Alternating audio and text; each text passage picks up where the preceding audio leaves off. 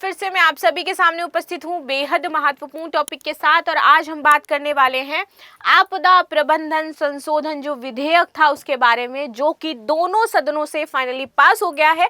और जब आप सभी जानते हो कि जब कोई बिल पास हो जाता है, विधेयक पास हो जाता है, तो वो आपका क्या बन जाता है, कानून बन जाता है, प्रभावी हो जाता है। तो अब आपका ये नया कानून आ गया, एक तरीके से संशोधित कानून आ गया है। तो अब इसमें क्या क्या संशोधन किए गए हैं, क्या क्या प्रावधान किए गए हैं, चलिए इसके बारे में समझ लेते हैं, क्योंकि हमारे एग्जाम के पॉइंट ऑफ व्यू से बहुत ही ज्यादा जरूरी हो जाता है। डिजास्टर मैनेजमेंट हम पढ़ते ही हैं, तो उसमें ये इंपॉर्टेंट है। तो चलिए शुरू कर लेते हैं आज की क्लास। मेरा नाम है प्राची मिश्रा और संस्कृति आईएएस के इस प्लेटफॉर्म पर आप सभी का बहुत बहुत स्वागत है।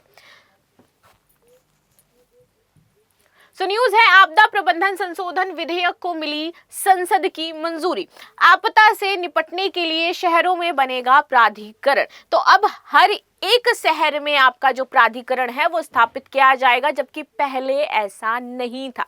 ठीक है, राज्यसभा में ध्वनि मत से आपदा प्रबंधन संशोधन विधेयक को पारित कर दिया गया है। शहरों में जलभराव से लेकर के आगजनी तक की घटनाओं से निपटने के लिए अलग अलग प्राधिकरण आपके बनेंगे। आपदा प्रबंधन संशोधन विधेयक में शहरी आपदा प्रबंधन प्राधिकरण बनाने का प्रावधान शामिल है। आगे देख लेते हैं महत्वपूर्ण बिंदु क्या रहे हैं इस विधेयक के, वो समझते हैं। इस संशोधन विधेयक को संसद ने मुहर लगा दी है और लोकसभा में ये विधेयक दिसंबर 2024 में आपका पास हो चुका था। तो 2024 में ये पास कहां पर हुआ था, तो लोकसभा में ये पास कर दिया गया था और उसके बाद ये चर्चा के लिए आया था राज्यसभा में। विधेयक पर चर्चा का जवाब देते हुए गृह व सहकारिता मंत्री हैं अमित शाह। इन्होंने कहा कि हम आपदा में कभी राजनीति नहीं करते हैं। मतलब जो होती है ना, आपदा के दौरान राजनीति करी जाती है, तो ऐसा हम नहीं करते हैं। कोविड महामारी इसका सबसे बड़ा उदाहरण है। उन्होंने कहा कि 2005 के आपदा प्रबंधन कानून में संशोधन से संबंधित विधेयक पर चर्चा के दौरान विपक्षी सांसदों द्वारा आपदा प्रबंधन में विपक्ष शासित राज्यों के साथ भेदभाव और प्रस्तावित संशोधन में संघीय ढांचों के कमजोर होने के आरोपों पर अमित शाह ने सिरे से खारिज किया कि भाई इस तरीके से कोई भी चीजें नहीं थी और आपदा प्रबंधन से संबंधित जो हमारे संघीय ढांचा है वो मजबूत हो जाता है। हर जिले में डीडीएमए का प्रस्ताव। तो केंद्र ने एमडीएमए और राज्य में एसडीएमए का प्रावधान 2005 के आपदा प्रबंधन कानून से पहले से है। नए संशोधन के तहत हर जिले में आपदा प्रबंधन प्राधिकरण बनाने का यहाँ पर प्रस्ताव रखा गया है कि हर जिले में आपका आपदा प्रबंधन प्राधिकरण जो है वो बनाया जाएगा। ठीक है, और आपदा प्रबंधन की जो प्राथमिक जिम्मेदारी होने वाली है वो किसकी होने वाली है, अगर कहीं भी कुछ भी हो जाता है तो डीडीएमए की होगी। और डीडीएमए क्या करेगा, जो राज्य सरकार है उसके अधीन ये काम करेगा। ठीक है, आगे बात कर लेते हैं इसमें प्रमुख संशोधन क्या हुए हैं। तो देखिए, एक राष्ट्रीय और राज्य स्तरीय डाटाबेस तैयार किया जाएगा। सबसे पहले इसमें ये कहा गया है, तथा राज्यों को शहरी आपदा प्रबंधन प्राधिकरण और राज्य आपदा प्रतिक्रिया बल द्वारा स्थापित करने का अधिकार दिया जाएगा। तो सबसे बड़ा ये संशोधन इसमें किया गया है। दूसरा देखते हैं, ये विधेयक पारदर्शिता, विश्वसनीयता और जवाबदेहिता इसको सुनिश्चित करेगा, जिसकी अभी इसमें कमी बताई जा रही थी थोड़ी सी। विधेयक की धारा 13 पारदर्शिता के लिए अनावश्यक प्रावधान थी, तो इसको हटा दिया गया है और धारा 13 को हटा करके धारा 12 को इसमें जोड़ दिया गया है। धारा 6 और धारा 10 जो आपकी हो जाती हैं, इनको शामिल किया गया है, जिसके माध्यम से एनडीएमए की जिम्मेदारियां तय की गई हैं कि वो काम क्या करेंगी, उनकी जिम्मेदारियां क्या रहने वाली हैं, वो इस धारा में बताई गई हैं। धारा 18 और धारा 22 में राज्य कार्यकारी समितियों की जिम्मेदारियां तय की गई हैं कि उनकी जिम्मेदारियां क्या हो जाती हैं, इसको जोड़ा गया है। जबकि धारा 6 लापरवाही का मामला अगर सामने आता है तो अनुशासनात्मक कार्रवाई की भी बात करता है। इसके तहत अनुशासनात्मक कार्रवाई हो सकती है उस व्यक्ति पर।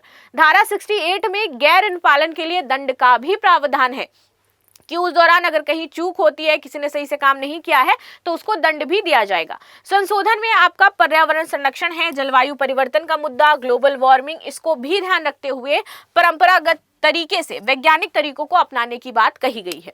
जिला स्तर से लेकर के केंद्र स्तर तक सभी एजेंसियों के दायित्व और जिम्मेदारियों को इसमें स्पष्ट किया गया है। 1 लाख आपदा मित्रों की वजह से आपदा प्रबंधन में मिली सफलता के मद्देनजर 2,37,000 नए आपदा मित्र बनाए जाएंगे। मतलब 2,37,000 नए आपदा मित्र बनाने का प्रावधान भी किया गया है, जो कि शुरुआती चरण में सिर्फ 1 लाख आपदा मित्र आपके बनाए गए थे। ठीक है, आगे बात करते हैं आपदा प्रबंधन निधि में उल्लेखनीय वृद्धि। यहाँ पे ये बोला गया जो राहत कोष है ना, उसमें भी पैसों की बढ़ोतरी करी जाएगी। जितना पैसा अभी तक दिया जाता था उससे और ज्यादा पैसा राहत कोष में डाला जाएगा। तो राहत कोष की जो धनराशि है वो 15वें वित्त आयोग के अनुसार आपकी जारी करी जाती है वर्तमान समय में। ठीक है, वित्तीय सहायता के संबंध में श्री शाह ने आपदा प्रबंधन निधि में उल्लेखनीय वृद्धि पर प्रकाश डाला है। उनका कहना है कि एनडीआरएफ का बजट जो कि 38,000 करोड़ रुपए था 2004 से 14 में, वो बढ़ करके अब 1.2 लाख करोड़ रुपए हो गया है 2014 से 2024 तक का। हमने बढ़ा दिया और उसको 1 लाख करोड़ कर दिया है।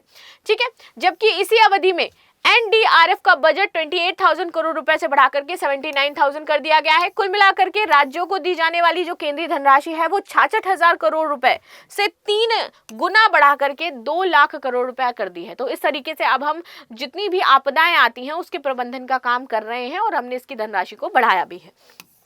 नई पहलों का उल्लेख करते हुए श्री शाह ने कहा कि मोदी सरकार ने पहली राष्ट्रीय आपदा योजना, सुभाष चंद्र बोस आपदा प्रबंधन पुरस्कार, ओडिशा और आंध्र प्रदेश में राष्ट्रीय चक्रवात शासन चरण 1 भी बनाया है जो इसके तहत काम करता है।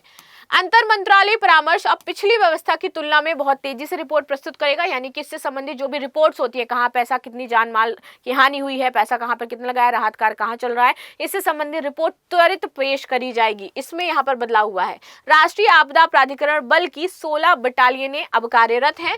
उन्हें नेपाल, तुर्की और वियतनाम जैसे देशों में राहत अभियान चलाए हैं। ठीक है, तो ये बातें यहाँ पर बताई गई हैं। पीएम केयर फंड का प्रबंधन ज्यादा पारदर्शी है, ये भी कहा गया है, क्योंकि यहाँ पर बोला जा रहा था कि जो पैसा जाता है केयर फंड में, जो पैसा जाता है ये क्या है, आपका धांधली किया जा रहा है, इसमें पारदर्शिता नहीं है। विपक्ष ने ऐसा आरोप लगाया था। तो यहाँ पे ये कहा गया है कि पीएम राहत कोष की तुलना में पीएम केयर फंड का जो प्रबंधन है वो ज्यादा पारदर्शी है। पीएम केयर फंड के प्रबंधन की जिम्मेदारी 5 कैबिनेट के मंत्रियों ने ले रखी है और 5 शीर्ष सचिव इसके खर्च की समीक्षा की मंजूरी करते हैं। ठीक है, तो इसमें धांधली होने की कोई भी चिंता की बात नहीं है। तो ये था आपका पूरा आपदा प्रबंधन से लेकर के क्या चेंजमेंट हुए हैं, क्या इसमें चीजें जोड़ी गई हैं, क्या ऐड करी गई हैं, क्या घटाई गई हैं, ये सारी चीजें हमने इसमें समझ ली। सो ये थी न्यूज जो हमने डिस्कस करी। अब मिलते हैं नेक्स्ट क्लास में, तब तक के लिए धन्यवाद। लाइक शेयर सब्सक्राइब करना बिल्कुल भी ना भूलें and thank you so much. बाकी आपकी क्या राय है जरूर कमेंट बॉक्स में बताएं। Thank you again.